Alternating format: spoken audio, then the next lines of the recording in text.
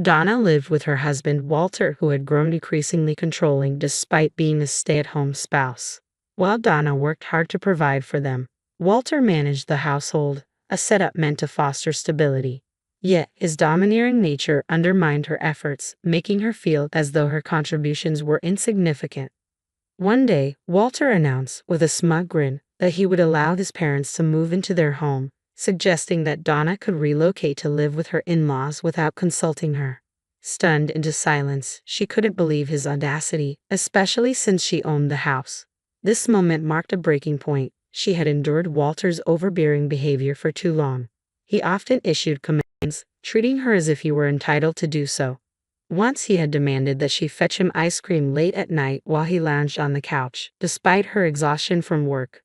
When she suggested he could get it himself, he laughed and insinuated that displeasing him could have repercussions. His behavior was not only frustrating but exhausting. Donna felt increasingly disrespected and devalued, questioning how long she could tolerate living with someone who believed he had superiority simply because he was her husband. She realized that if things didn't change, she couldn't continue this way. Walter needed to understand the impact of his actions. It was time for him to face the consequences of his domineering behavior. One evening, feeling overwhelmed by the weight of her stressful job and Walter's demands, she told him, "I'm really tired. I'm going to rest in my room." His reaction was swift and challenging. "What's with that attitude towards your husband? I could kick you out right now if I wanted. Do you think it's okay to upset your spouse like that?" His fury baffled her. How could he act so authoritative without contributing financially yet crumble at the slightest inconvenience? It felt like dealing with a child throwing a tantrum. "I'm sorry, but I'm exhausted. Please try to understand," she replied, forcing a smile as she tried to disengage. Walter sighed, muttering, "You're such a disappointment as a wife." Lacking the energy to argue, she simply repeated, "I'm sorry," and retreated to her room. Day by day, Walter's overbearing behavior wore her down, but she was too exhausted to confront him. Then one day she caught a severe cold, which the doctor diagnosed as stress-induced. As she lay in bed, barely able to move, she informed Walter of her condition. His response was harsh. "A cold? That's just an excuse. Go to work, you're useless." His words seemed to intensify her fever. "I won't take care of you," he declared. "This is your mess. Deal with it." Left alone in her room, she moaned from the fever, feeling too weak to care for herself and too fearful to face Walter again, fearing more verbal abuse. Her temperature soared to 100 degrees Fahrenheit, and the fever was so intense that she lay drenched in sweat, unable even to change her soaked clothes. I lay there, contemplating how much easier life might be if I could simply fade away. Alone with my grim thoughts, I endured a painful night, my fever clouding my mind. Deep down, I knew something had to change. As the sun dipped below the horizon and the stars took their place in the night sky, a profound sense of loneliness and doubt washed over me. I yearned for Walter's support, not to cure my fever, but just for him to bring me an ice pack, apply a cool compress, and check in on me. Instead, I was met with harsh, uncaring words that cut deep and stirred up new anxieties.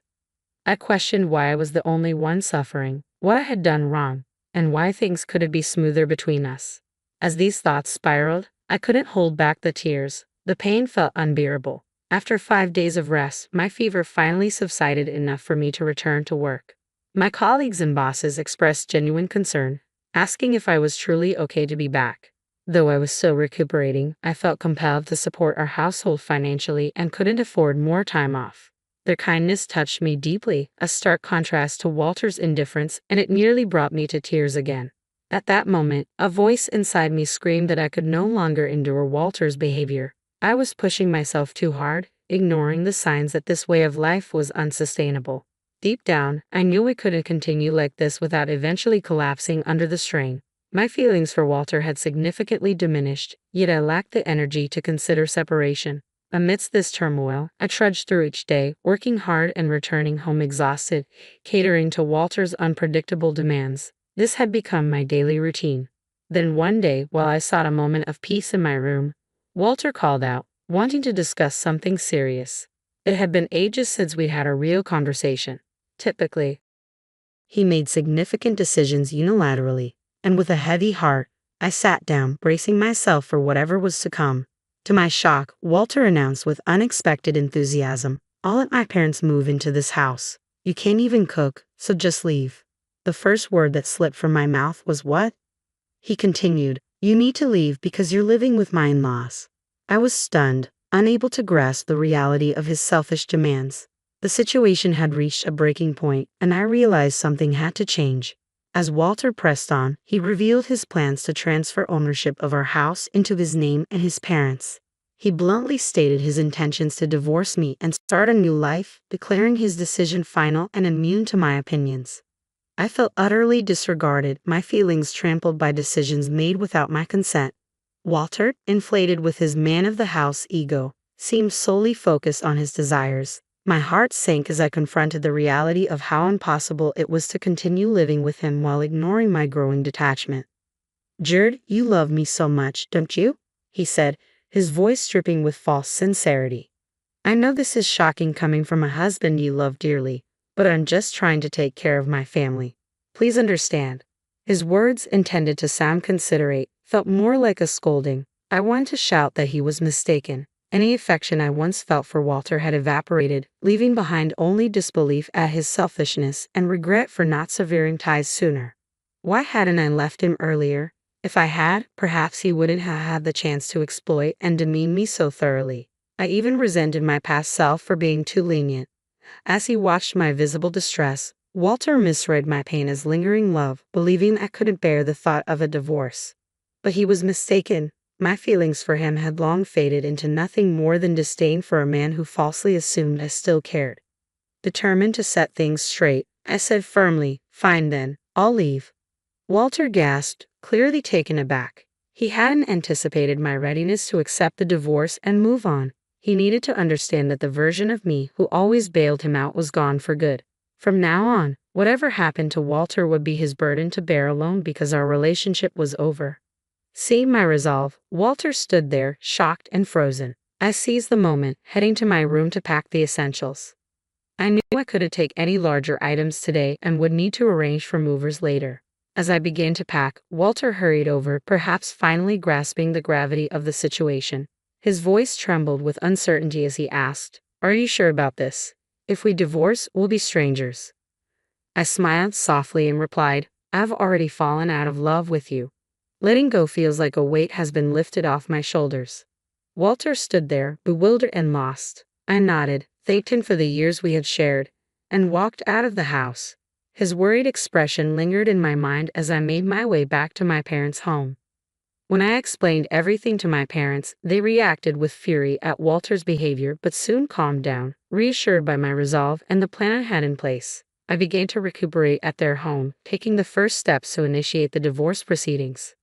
After I sent the divorce papers, Walter messaged me, are you sure about this? I don't know if it's really a good thing. I replied, I don't have any feelings for you anymore. If we've gone this far, there's no turning back. His message concluded with a request to expedite the divorce. I feel so much better now that you're gone, so fill out the papers quickly. I replied, but he didn't respond. A few days later, I received the completed divorce papers from Walter, his sections already filled out. I promptly filled out my part and submitted it to the county office. Just like that, Walter and I were officially divorced. During the proceedings, we divided our assets. Walter insisted on keeping the house, so I transferred ownership to him and chose to move on. The house had never truly felt like home. It was more of a burden. Instead, I sought alimony from Walter.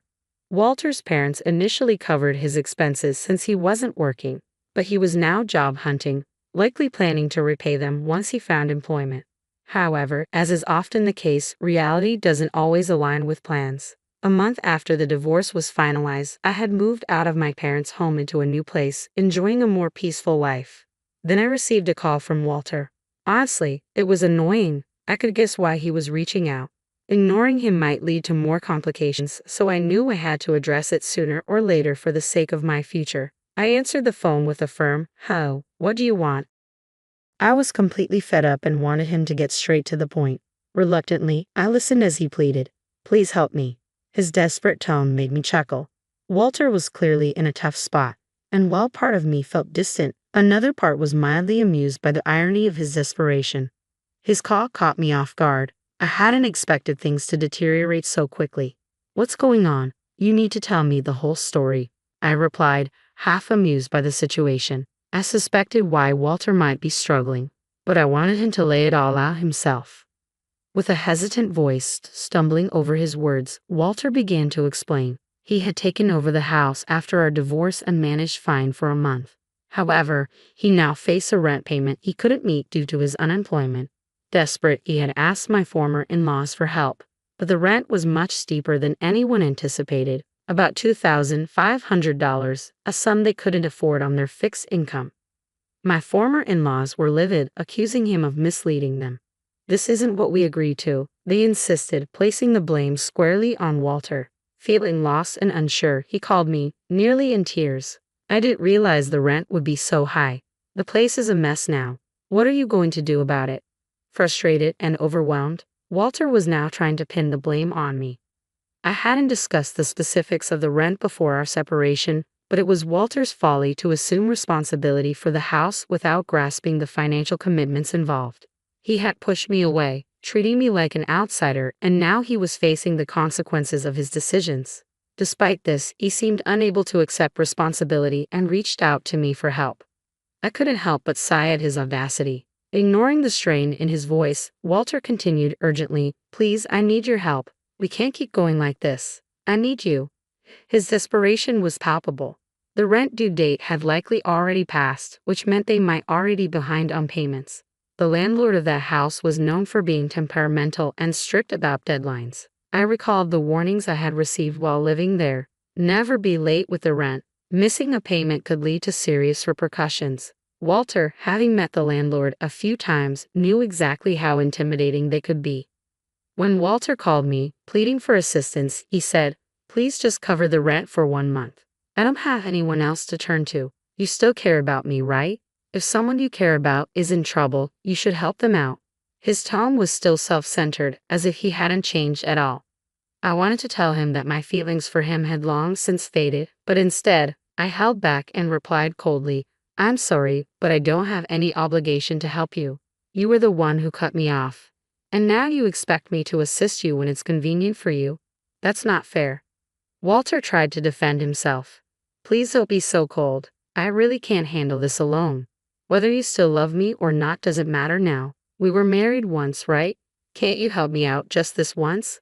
"No," I responded firmly. "You were the one who left me. Even before that, my feelings for you had already cooled. It's been a long time since I stopped loving you." Hearing the dejection in his voice, he said, "I can't believe it." His words struck a deep chord within me. For so long, I had endured everything, even when Walter was selfish, took me for granted, or mistreated me, especially when I was sick. I had stayed by his side, hoping to salvage our marriage. I had worked tirelessly for the life we built, yet this was the outcome. Why hadn't I left sooner, when my love for him faded? Why hadn't I distanced myself earlier? Regrets flooded in, mingling with the anger I felt toward him. Walter never truly faced me. He never showed real concern, never protected me, and never embraced the idea of navigating life together as a team. All this time, he treated me like a maid, a mere money-making machine. Each time he acted this way, he seemed oblivious to my suffering. And now, despite all this being a result of his actions, he came pleading for help, as if he were the victim. His self-centered attitude was repelling. "Please help me, I'm begging you. What about getting married again? Let's start over properly this time. I promise I'll never push you away again," he proposed desperately. I felt a mix of incredulity and annoyance. How could he think a simple plea for help could erase the years of neglect and misunderstanding? His desperation was evident, but so was my clarity in deciding not to fall back into the same pattern. I had moved on, and it was time for Walter to do the same. I chuckled bitterly at his desperate suggestion. "Are you kidding me? All of this is a result of your actions. I've been trying to find peace in my own way for a long time. I kept hoping you would face reality. And now you want me to start over with you, pretending none of this ever happened? Do you expect me to return to those miserable days? That's never going to happen." I refused to go back to that life, no matter what. Emotions overwhelmed me, and tears began to flow. I couldn't tell if they were from anger or sadness. Walter remained silent on the other end, having nothing to say in response to my words. Unable to continue the conversation, I simply said goodbye and hung up. Walter didn't call back, and to avoid hearing his voice ever again, I blocked his number. Later, I heard from mutual friends that Walter and his family had been evicted. He had tried to persuade my former in-laws to cover his rent, but they were furious and refused his request, further upsetting the landlord. With no other options, they were forced to leave. Walter hadn't had much luck finding a full-time job and was now working part-time to make ends meet. Meanwhile, my former in-laws had to sell their house and were now crammed into a rundown apartment, all three of them together. As for me, I focused deeply on my work and my boss even discussed a promotion. There's a possibility I might become the first female manager in our company, and I've received admiration from both colleagues and juniors. Sometimes friends ask if I'm thinking about marrying again. Honestly, after my past experiences, I have a rather negative view of marriage. The idea of dating or marrying again doesn't appeal to me right now. But life is long, and there's no rush. Many people in this generation live happily unmarried. What matters most to me is living without regrets and staying true to myself. With that in mind, I want to continue navigating life at my own pace, embracing whatever comes my way with strength and independence.